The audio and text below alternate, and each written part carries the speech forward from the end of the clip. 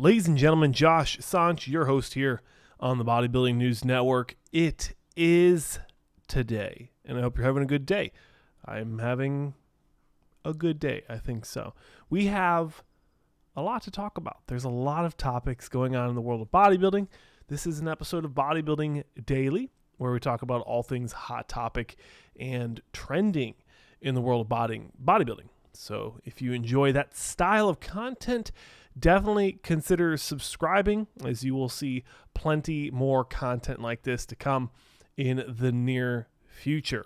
Michal Krizo just winning the Empro Classic, men's open bodybuilding division. Top 12 Olympian last year. He came into this show clearly the favorite to win the show.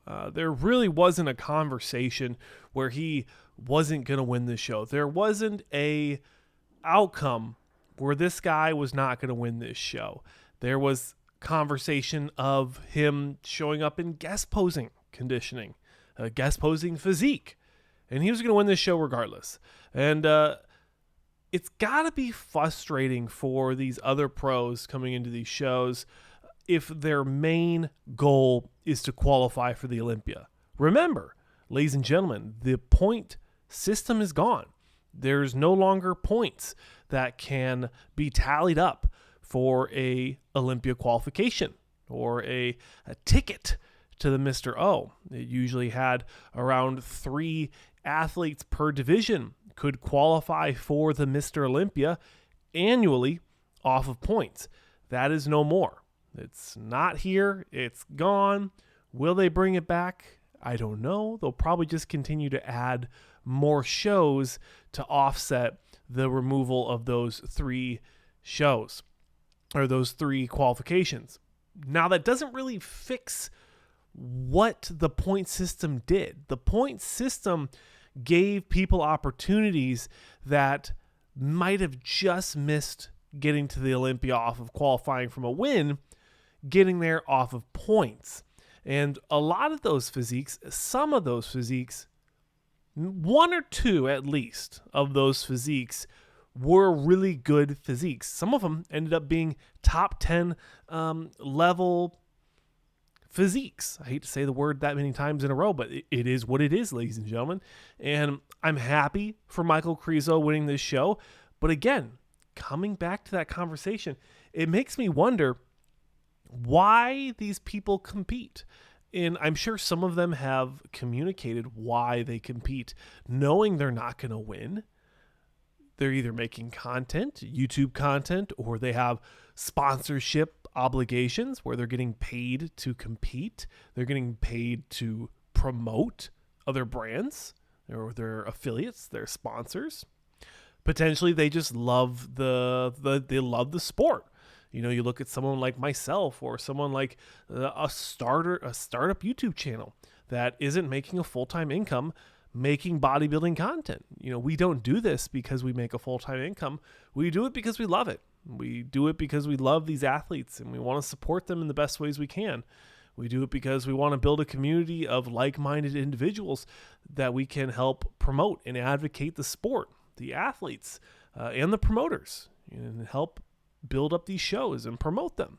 And I think that is something that's very important to keep in mind when you look at some of these competitors that aren't even making prize money off these shows, is they're still doing it for a reason. Now, whether or not they've articulated or they've been vocal externally about why they're competing, that's yet to be seen or heard or said, or maybe it's already been done with all those. It's hard to say. But congratulations to Michal Krizo. Let's run through a couple other gentlemen that competed in the show in the men's open bodybuilding, and then also we'll include some classic physique gentlemen, as I think that was a solid lineup as well.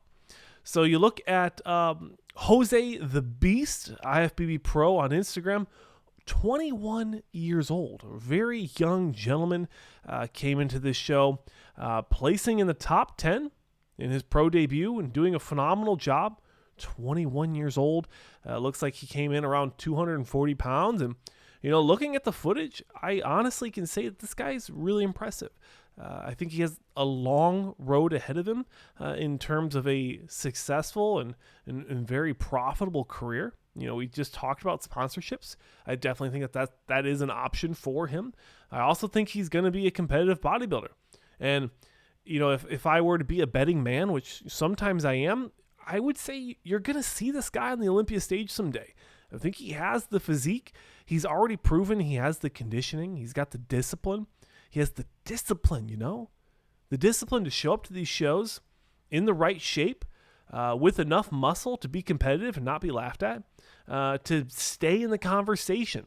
And that's a hard thing for a lot of these competitors, is that they'll show up to these shows and they might make a lot of jibber jabber. They might do a lot of blessing awadibu stuff online and then just not show up for shows. Now, Blessing does win normal shows, but when it comes to the Olympia, he has yet to do so. He has yet to make a statement.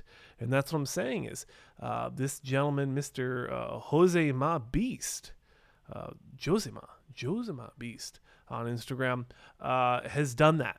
He's made the statement, if you will, that he's here to stay. And at such a young age, when I was 21, I didn't look anything like this dude. I mean, I wasn't in the right mindset to build that kind of muscle, and I'm sure I don't have the genetics to build that kind of muscle, and I definitely wasn't on the juice enough, the vitamin C and vitamin D and orange juice and apple juice enough to be this big of a dude. So congratulations to him. I think that was a phenomenal showing from him, and I'm looking forward to seeing what he does in the future. There's a lot of shows left in the European Grand Prix Tour, the European circuit. I think there's a lot of opportunities for him to continue to compete and continue to improve on his placings. Another gentleman, Joanne Pradels, is another young bodybuilder that came into this show making a lot of conversation. And, correct me if I'm wrong in the comment sections below, but I do believe he was a top 4 finish at this show. I did have to take a mental health day on Sunday, so I do apologize. I did miss all of the show. And it is what it is. Sometimes you got to take a knee. When you're in the battlefield and you got to reload or you got to drink some water, you got to take a knee, and you got to rely on your battle buddies to carry on the mission. And luckily, bodybuilding has a lot of phenomenal reporters that do a great job on getting this information out to you. So I don't feel too bad that every once in a while I've got to take a knee and collect myself and make sure I'm here for the next day. So I hope you do understand. But Joanne Pradels, phenomenal physique, so big. Only 24, so he's got so much opportunity to continue to grow with his physique. He doesn't need much more. I mean, you look at the quads, you look at the arms, the delts, the chest, the abs, the glutes, the calves. Oh, he's got great calves. A good physique, and I thought he did a phenomenal job representing and presenting himself at this show. The big conversation was during the press conference. A lot of people were really excited with him doing a side-by-side comparison with none other than Michal Krizo, who ended up winning the show. Now, I don't think that the comparison was very fair. I think Michal Krizo is in another realm of competitiveness compared to him, but I do think it was a good showing from him. I thought his physique was phenomenal, and I definitely think he deserved the placings he got, and the conditioning he brought was phenomenal. And again, I'm looking forward to seeing him do well in the coming shows. Wolski, Christian Wolski, I believe. Yeah, Christian Wolski is backwards. Right, he got me. His username is backwards. This guy, I had a top 6 finish for him. He did not place as well as I thought. I thought he could have maybe been in the top 4, top 3. He did it before. He did take a little bit of a break, but the last time we saw him was the Empro Classic UK, and he did a good job. I forgot I have to talk right into the mic, so I do apologize. I get a little animated. I just want to move around, I want to just bob and weave. I want to just have conversations with you. But this dude's awesome. great physique, good conditioning. I mean, phenomenal separation when you look at the quads, and he's got a nice tight midsection. I'd like to see more in the chest and the delts, and a little bit more in the arms. But, when you look at the lower body, I think he's got a phenomenal physique to him so far. And he's been able to, really be a great bodybuilder. We've yet to see him really be at the peak of his career. And I know he's got a lot of other things going on. He owns his own gym, the Wolski gym. And he's also got a plethora of other sponsorships and affiliates. So the man is working. He's a busy fella. And what can I say? I liked his physique. I think he has a lot to offer in the European tour for bodybuilding. He brings phenomenal conditioning. And speaking of conditioning, I do want to highlight Roman Fritz as soon as I shuffle through all my other topics here. Roman Fritz was by far, and correct me if I'm wrong, if I'm way off here, ladies and gentlemen, please let me know. But I thought he was the most conditioned gentleman on the stage at the Empro Classic in Alicante, Spain this year. He has shown that he's been able to come in really, really conditioned, and he's even shown that he's been able to come in big and full and still bring the same level of conditioning, which I think is really, it really speaks to his ability and maybe even his potential. Since his accident, he's been able to regain a lot of his muscle, and he's been able to really build a brand for himself, and with courtesy of Paul Lazan. Shout out to Paul, great dude, and also Mr. Fouad Abiad with the Real Bodybuilding podcast.